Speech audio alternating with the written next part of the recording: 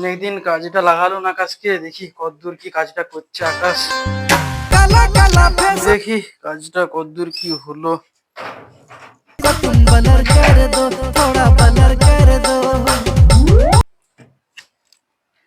কি গো আকাশ, কাজটা তুমি এখনো হাইছো? কদিন কি হলো ঢাকা? এক সপ্তাহে কাজটা দিতে হবে, আর্জেন্ট রয়েছে, আর এখনো তুমি হাইছো? কি ব্যাপার?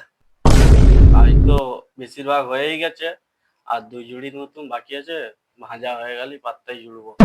হ্যাঁ, এখনো 2 জুড়ি বাকি আছে, পাত্তাই জুড়বে? আমি তোমাকে সেদিনেই বললুম কাজটা আকাশ আর্জেন্ট আছে, দেশ থেকে তুমি বলছিলে সেট কাজ লাগাও কাজ লাগাও, কাজ লাগালুম, আর এখনো তোমার 2 জুড়ি বাকি আছে। কদিন কি হলো, ডায়েরিটা দাও দেখি। তো বুঝতে পারছো, দেশে ছিলাম অনেকদিন, হাত স্লো হয়ে গেছে। ডায়েরি দেখো, বেশি দিন হয়নি। দেখো ডায়েরি। আরে দাঁড়াও না, रुको जरा সবই তো सबर ভাজা करो। হয়ে গেছে। আজকে পাত্তায় জুড়ে সব ফিনিশ করে দেবো, আর 2 দিন লাগবে। দুদিনের মধ্যে তোমাকে কাজ দিয়ে দেবো। अच्छा ठीक है। টেনশন নিতে হবে নি, 2 দিনে কাজ দিয়ে দেবো। আমি দোকানে সিনিয়র কারিগর, তোমাকে 2 দিনে কাজ দিয়ে দেবো। কিচ্ছু টেনশন নিতে হবে নি, পার্টিকে বলে দিবে।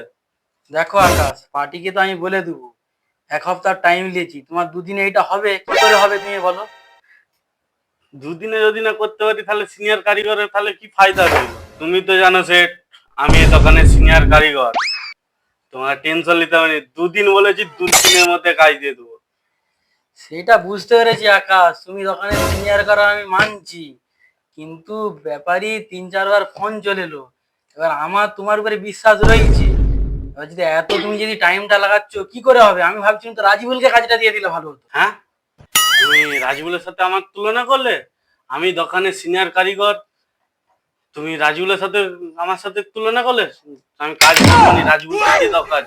হ্যাঁ, আজকাল ছেলে কারিগরদেরকে কিছু বলা যাবে না, নাহলে কাজই হবে।